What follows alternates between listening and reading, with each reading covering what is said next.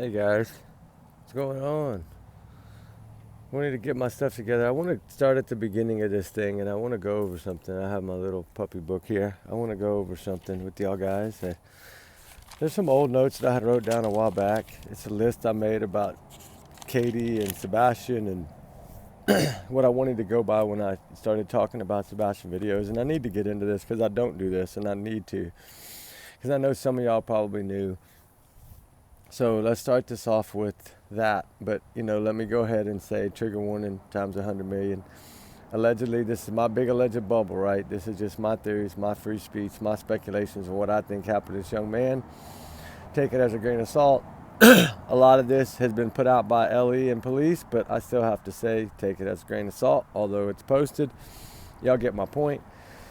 Anyway, just remember I'm an alleged bubble, okay? But no, what I wanted to go over is this is a story, a case that's touched the world in a lot of ways, touched a lot of people around the world. And it's Sebastian Wayne Drake Rogers. He was born December 7th, 2008. He's 5'5", 120 pounds, which I always thought was on the real low side compared to one of the teens I'm going to talk about tonight that's missing. He's a 15-year-old.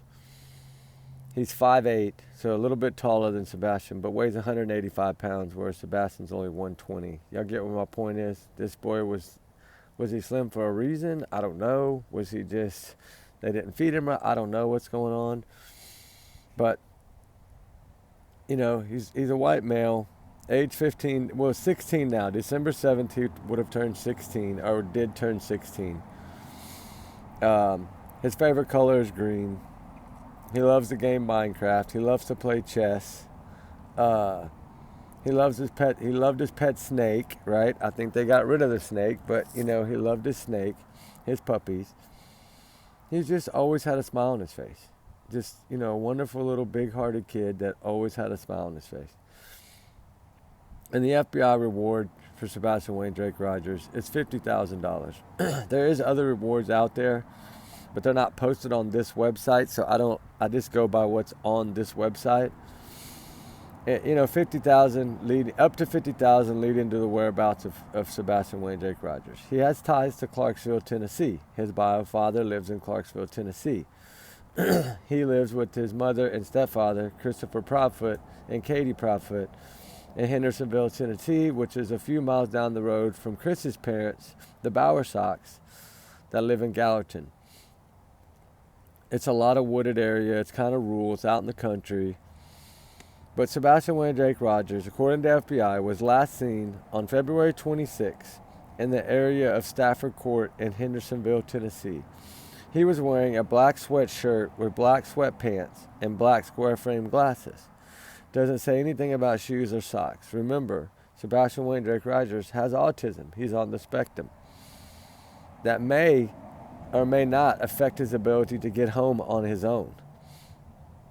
We know as of February 27th, the day after he was reported missing, they had upped it to an Amber Alert, which basically gives them the feeling that this child had been abducted or was somehow taken away from that home by car, and it could be in immediate danger.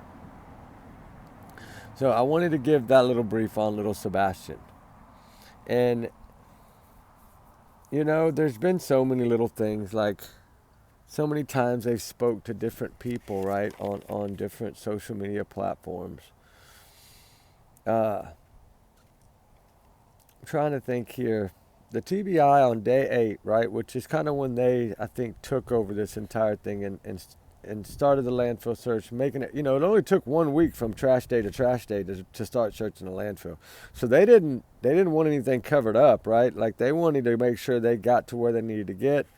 That's why it was so quickly done, although I think the reason it was only a few hours is because they located their trash, they retrieved their trash bags, whatever was in their trash, and they got out of there. That's what I think. I think they wanted to go through the trash, and just like they do in the Brian Kohlberg case, a lot of these cases. And one of the notes I had put on here a long time ago is that I look back at it now and I'm like, why did I put that? But, I always wondered, why was he so skinny?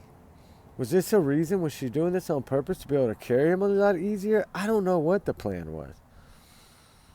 And it's something that's always bugged me. But, you know, I've always talked about the landfill search and what I feel like they gathered something, although they kind of came out and said nothing, right? Nothing of any value. But when they say why they went to the landfill, it's because during their investigation, something led them to believe that they needed to go there. Now, what this is, I don't know. Is it surveillance footage? Is it something? I don't know what it is. But something led them there. We know now so much more, right? I went back and was reading some of the older interviews that they did on these smaller little channels back in the very beginning.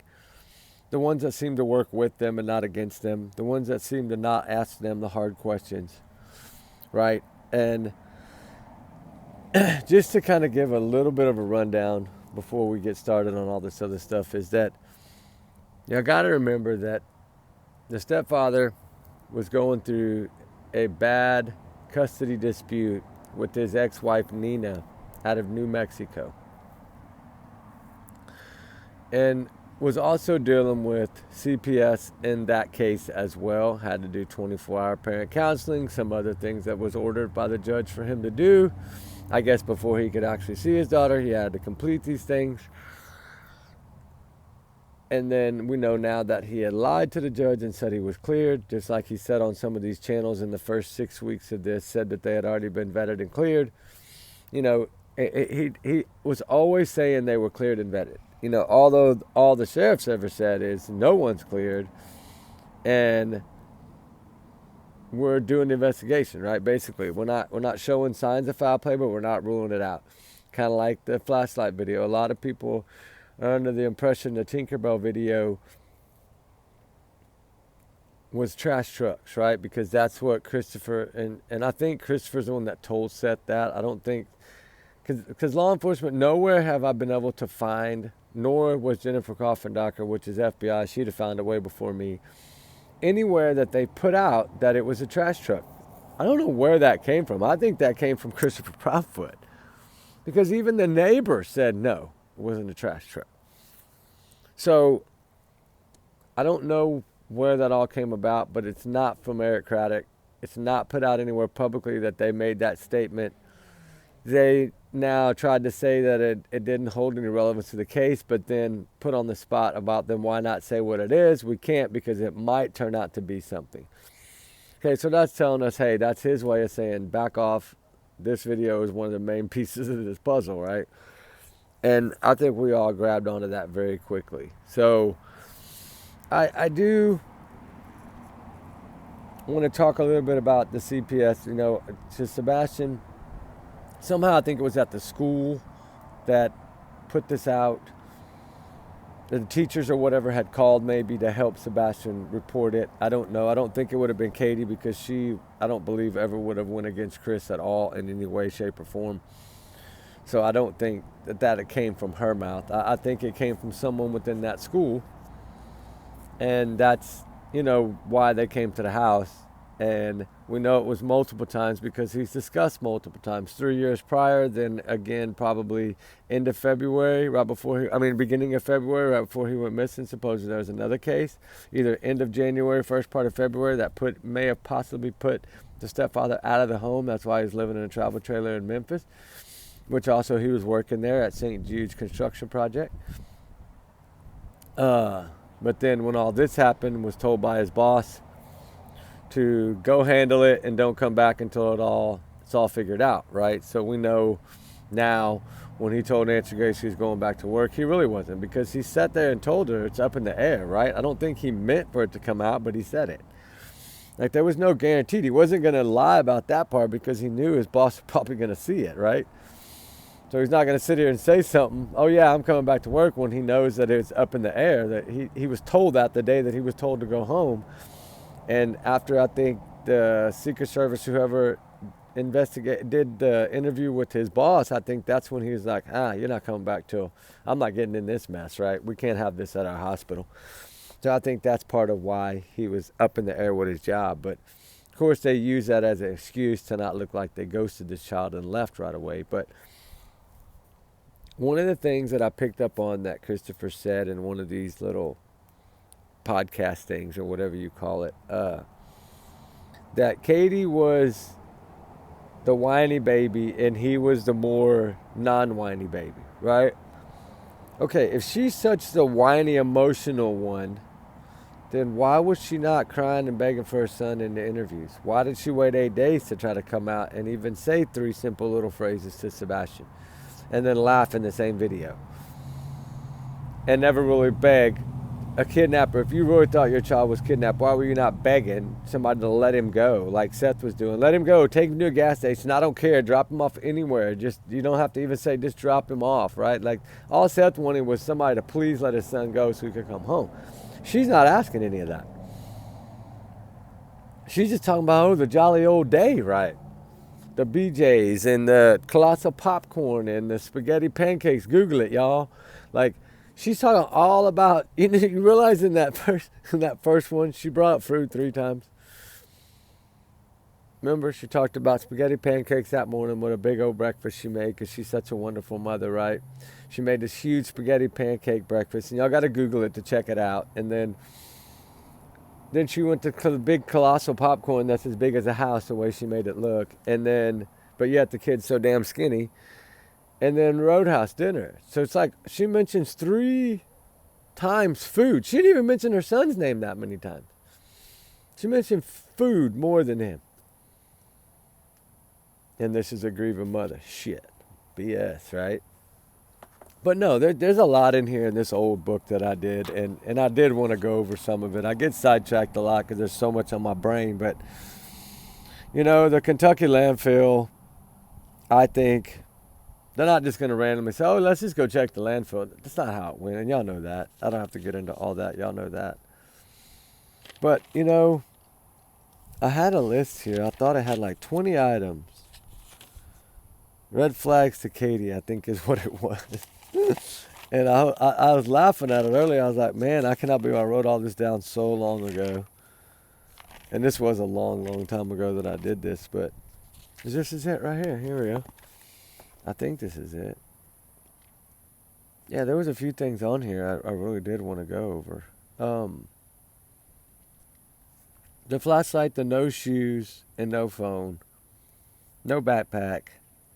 So, one of the questions I always kind of had too was, if you think he went to the school, then don't you think he would have took his backpack?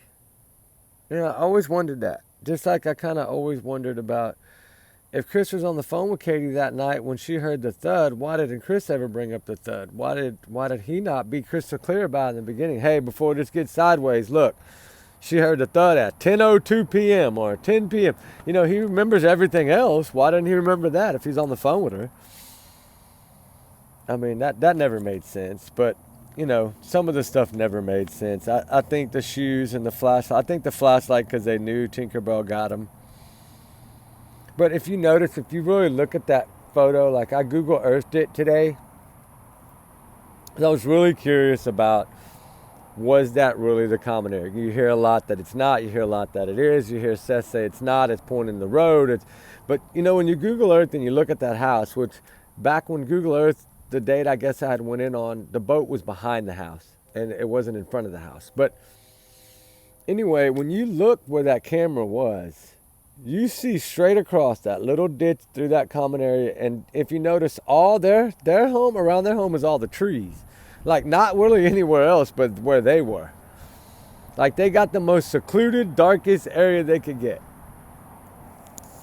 And lots of trees, that's why I think they used that common area, that Tinkerbell video, whoever that was, I believe used that common area because it was so dark. But one of the things I want to touch on that bothered me too was whenever she said in that interview, it was so dark that night. How did you know? You weren't outside. How do you know it was so dark that night? And then she corrected herself really quickly, but she still said it. It still came out. So we know that she was out there that night, whether it may be looking for him, whether, she didn't want to talk about none of that. She's scared. She put him out and then he vanished, and then she thinks she's going to be to blame, so she don't want to talk about it. I don't know, but she clearly brought it up. So I got you on that one. She also said, I went over here, I went by the school, I went over here, I went over there, but it was she was going to say it was too late. So we knew at 6 something in the morning it was already too late, right? And another thing, why 6 a.m.?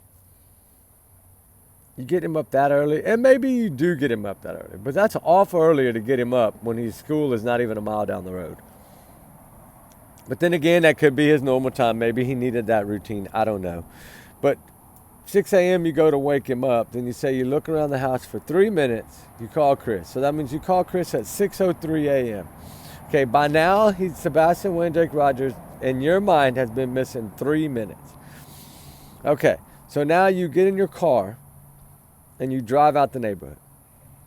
The only time you actually looked for this child was that morning. But if you use your head and realize that his shoes are at the door, which is what you told all of us, that his phone was on the counter, and most likely his backpack was where it's supposed to be, you knew that he wasn't at that school. You knew he wouldn't have gone outside barefooted. So that never made sense to me why you would go leave if you saw his shoes at the front door. If you knew his stuff was there, his phone, you'd been looking around the house, so you knew all this was there. So why would you leave when you know your child and know he's not going to go out there barefooted? Don't make sense. Make that shit make sense. But, she drove to school, she drove here, she drove there. Then they called to do the report. Calling for report duty. He called for report, as Christopher says it, to make the report at 6:33 a.m. If that's based on their timelines. I don't know what they're saying, but I'm going by what the timeline on his case is. It says 6:33 a.m. phone call to 911, our sheriff's office or whatever, right? Non-emergency. I don't know what they did. Then I always wanted to know where she went that morning. If she said she went to the school, she'd have been back in a few minutes, not 30-something minutes later.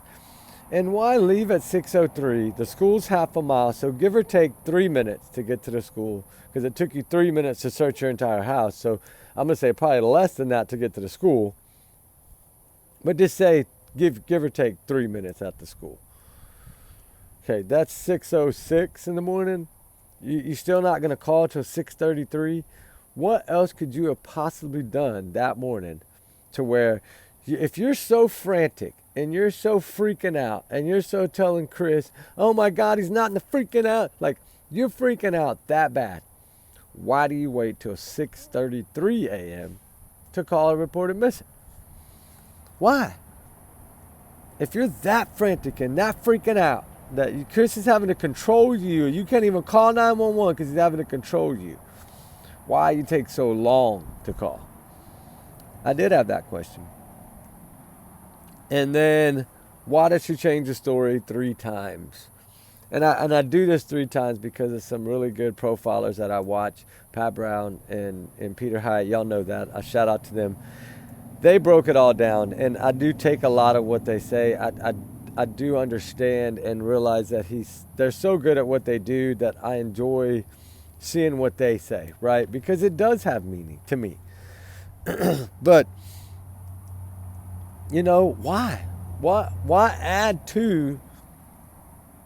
Like, did you feel like they weren't listening to you in the correct way because it was just like, or did you need to change it because you were trying to go along with what happened? Now, if you were changing it based on what had happened that night, then I understand you changing the story because you don't want to give the exact timeline. But other than that, I don't see, within 8 days to really think about it, not talking, you should have had it all down. Like, really. Like, I mean, y'all look scripted anyway, the way y'all talked and the way he coughed and the way you laughed and the way you moved your hands and you tapped the table. All that, none of that, to me, it just showed a sign of guilt. But another thing is, why did she have to show proof of life with the dash cam thing? I still understand. She told a neighbor that they had asked her for that. Okay, why? telling me something. Was this on the 7th or 8th day? Was this right away? Did they already feel like in the first day that this wasn't adding up? I'm sure they probably did. And I think by day 8, TBI said, no more of this hanky-panky. Let's get down to business. Something's wrong. Something's not adding up. And I think that's when all the investigation really kicked into overdrive, which should have been done on day 1, knowing the CPS reports New Mexico, knowing the CPS reports Hendersonville, and if there is some in Texas. All that should have been flagging.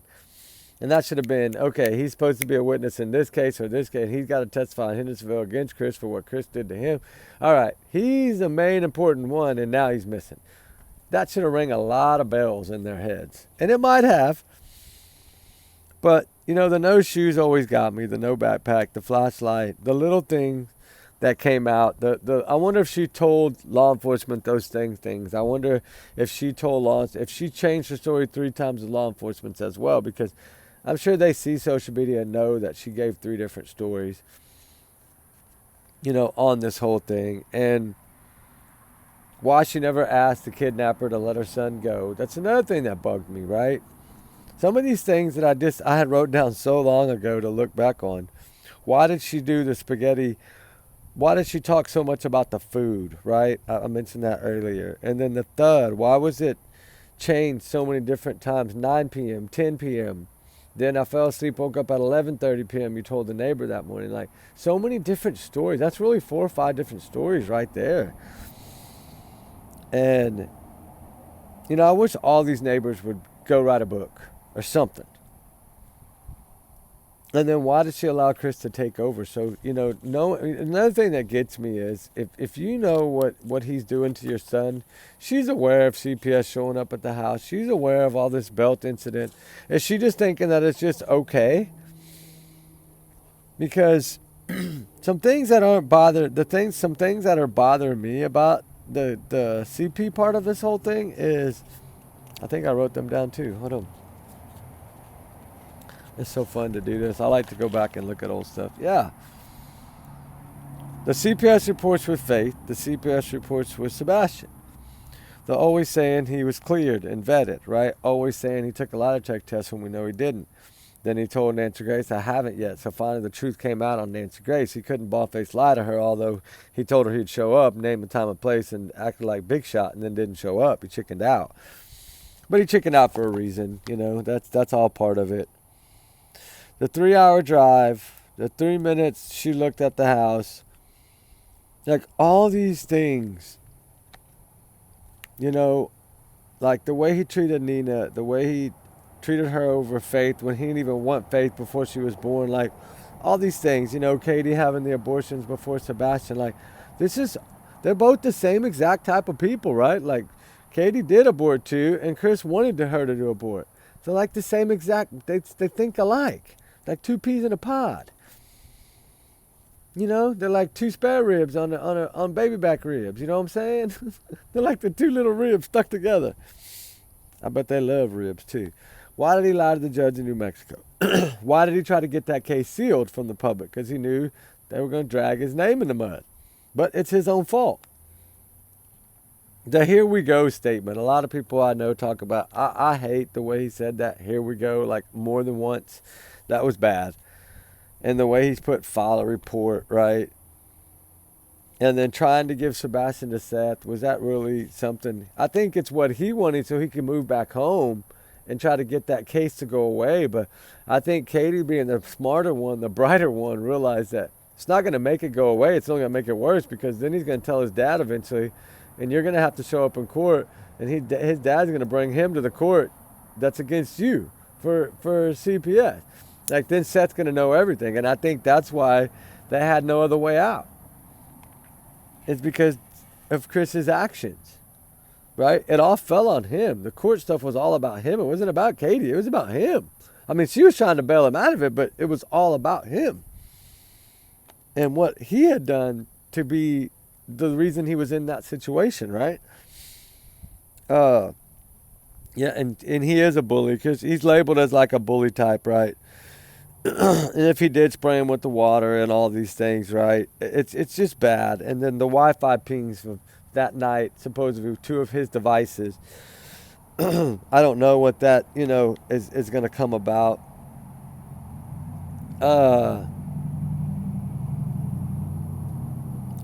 there's just so much that they did. But, one thing I really want to talk about is Seth Rogers for a second, because there's a lot going on, and I think a lot going to be coming through the chute, and